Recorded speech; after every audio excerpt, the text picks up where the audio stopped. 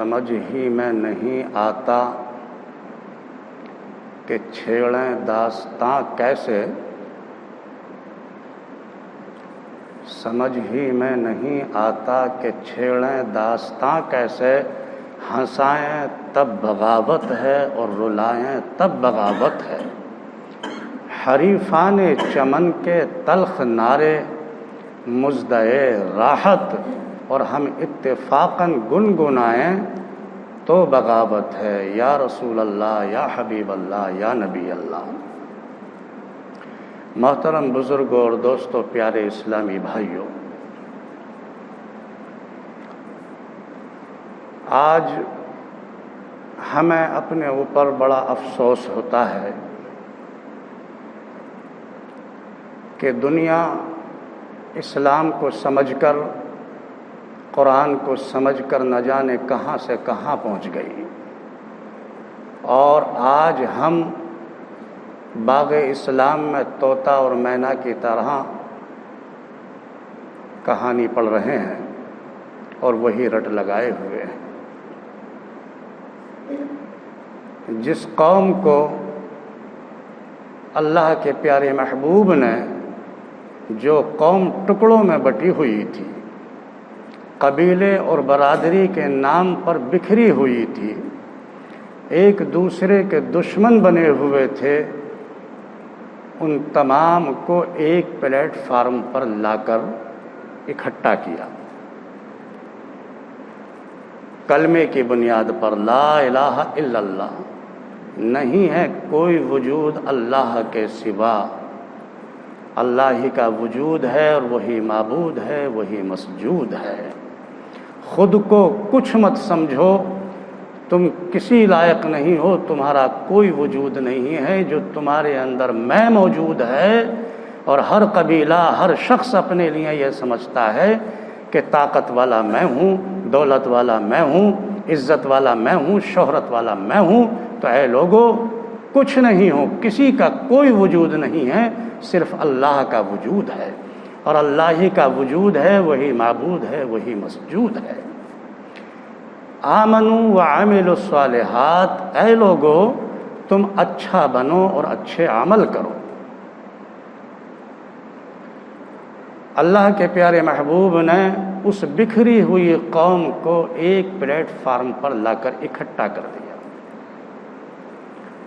اور صحیح معنی میں جو ہماری نجات کا راستہ تھا وہ اللہ کے پیارے محبوب نے قوم کو دکھایا اور قوم نے سمجھا۔ لیکن افسوس، حالات نے انگڑائی لی۔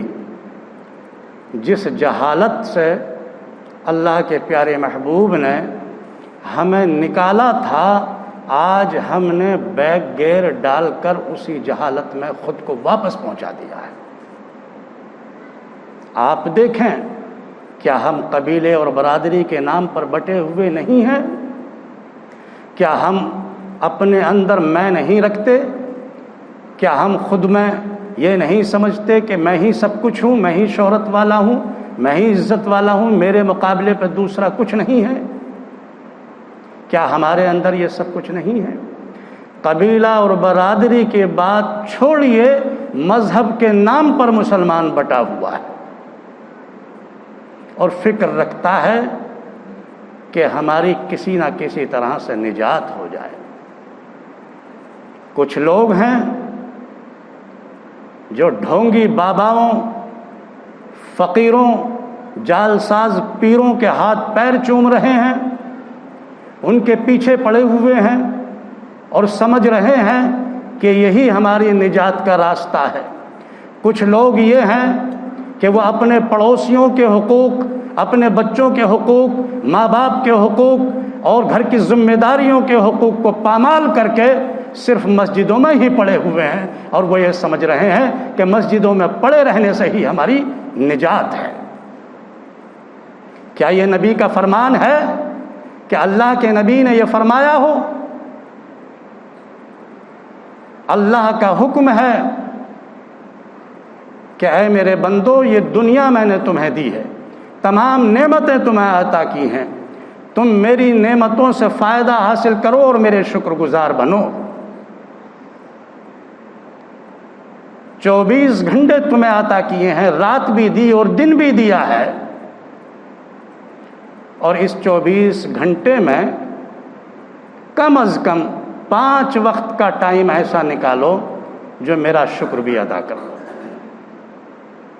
اللہ چاہتا تو یہ حکم فرما سکتا تھا کہ تمہیں کچھ اور نہیں کرنا، صرف نماز ہی میں لگے رہنا ہے، تم حج ہی کرتے رہو، عمرے کے لیے ہی جاتے رہو۔ اللہ چاہتا تو اس طرح کے حکم فرما سکتا تھا، لیکن نہیں۔ اللہ تبارک و تعالیٰ نے اپنی بے شمار نعمتیں آپ کے لیے عطا فرمائی۔ اے لوگو، بے شمار نعمتیں ہیں، تم ان سے فائدہ حاصل کرو اور میرے شکر گزار بنو۔ اور پھر اللہ کا انعام، اللہ نے اپنے محبوب کے ذریعے یہ خبر دی کہ جو میرے بندے میری رضا کی خاطر 5 وقت اس طرح سے مجھے یاد کر لیں کہ وہ صرف مجھے ہی اپنا پالن ہار سمجھتے ہوں، مجھے ہی اپنا خالق و مالک جانتے ہوں، اور اس طرح سے میرا شکر کر لیں، تو میں انہیں یہ 5 گھنٹے یا 5 وقت نہیں بلکہ رات اور دن ان کے لیے اپنی طرف سے انعام کی بارش عطا فرماؤں۔ محترم پیارے دوستو، اللہ تبارک و تعالیٰ کے فرمان کو ہم سمجھیں۔ آمنوا وعملوا الصالحات، اچھے بنو اور اچھے اعمال کرو۔ یعنی ایک بحیثیت انسان 18,000 مخلوق میں سب سے افضل، سب سے اشرف یہ انسان ہے، تو افضل اور انسان ہونے کی حیثیت سے ہم اچھے کام کریں اور اچھے عمل کریں۔ ہم جس کو نجات کا ذریعہ سمجھ رہے ہیں، یاد رکھو اس میں کوئی نجات نہیں ہے۔ ارے جن ڈھونگی باباؤں کے جالساز پیروں کے پیچھے پڑے ہوئے ہو، قسم خدا کی اصل پیروں کو پہچان لو، اور جو اصل پیر ہیں، جو زندہ پیر ہیں، جو سچے پیر ہیں، وہ تمہارے گھروں میں موجود ہیں۔ ہر گھر کے اندر 2 زندہ پیر موجود ہیں، ماں ہے اور باپ ہے۔ تم ماں کے پیر دباؤ، باپ کے جوتوں کو صاف کرو، ان کی خدمت کرو، ان کے کپڑے دھو۔ قسم خدا کی جس نجات کے لیے تم در در بھٹک رہے ہو، اس میں نجات تمہاری یقینی ہے۔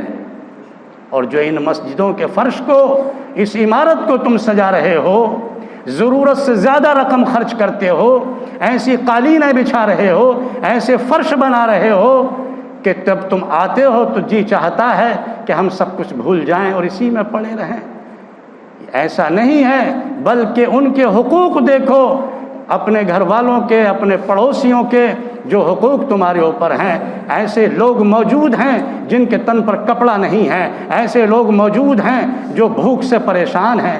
کم از کم تم کسی ایسے بھوکے کا، کسی ایسے ننگے کا خیال کرو، تو میں سمجھتا ہوں کہ مسجد میں 10,000 روپے کا قالین بچھانے سے زیادہ تمہیں اس میں اجر نصیب ہوگا۔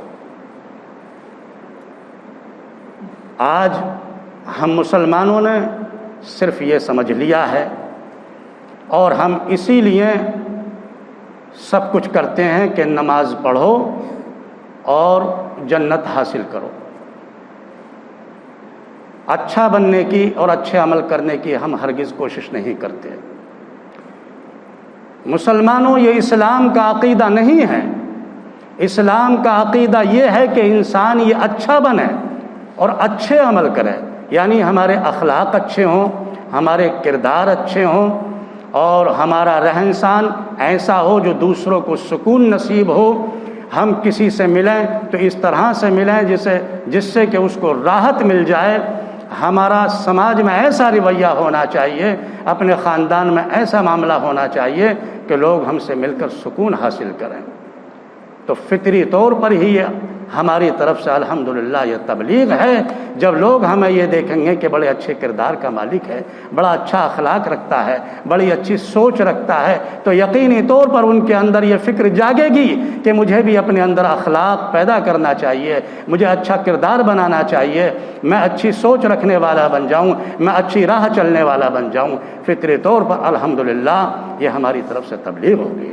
ہم اچھے بنیں اور اچھے اعمال کریں۔ یہ زمانے جاہلیت کے ان کافروں اور مشرکوں کا عقیدہ تھا کہ وہ لوگوں پر ٹھیکیدار بنے ہوئے تھے اور اپنی مرضی سے، خود غرضی کے تحت ان لوگوں سے خوب ایسے کام کراتے تھے کہ کسی کو قتل کرا دیا، کسی کا گھر بار لٹوا لیا، کسی کی عزت پر ڈاکہ ڈلوا دیا، اور پھر ان کو یہ سمجھایا جاتا تھا، بتایا جاتا تھا کہ گھبرانے کی کوئی ضرورت نہیں ہے، بس اللہ کے حضور سجدے کرو، رو گڑ گڑاؤ، اللہ تمہیں معاف فرما دے گا۔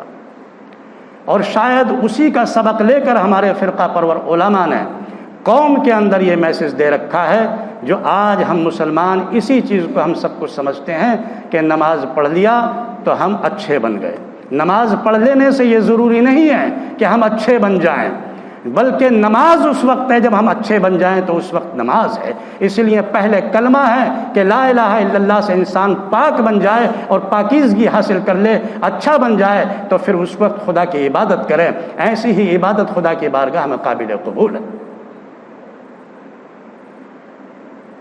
آج جو ہم یہ سمجھ رہے ہیں کہ یہ گناہ معاف ہو جاتا ہے، یاد رکھیں گناہ معاف نہیں ہوتا۔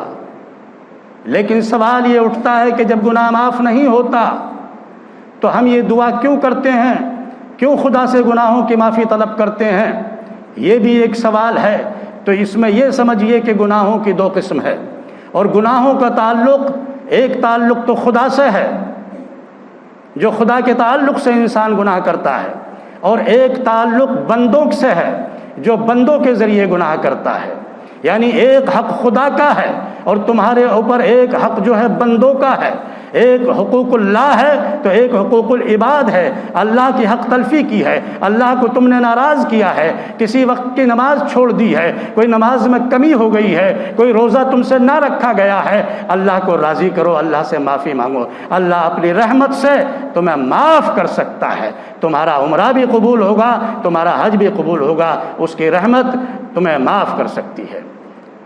یہ اللہ کے تعلق سے گناہ ہے، جو اللہ کے تعلق سے تم نے گناہ کیے ہیں، اللہ اپنی رحمت سے ان کو معاف فرما دے گا۔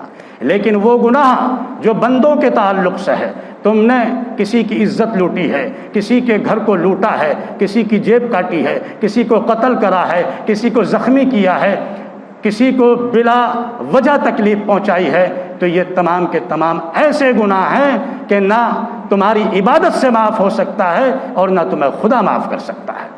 یہ گناہ اسی وقت معاف ہوگا جب کہ آپ جس کے ساتھ آپ نے زیادتی کی ہے اس سے معافی مانگیں اور اس کو راضی کریں، اور اتنا راضی کریں کہ وہ اپنی تکلیف کو بھول جائے اور تم سے راضی ہو جائے، اور صرف یہی نہیں بلکہ اس کی تلافی بھی کریں۔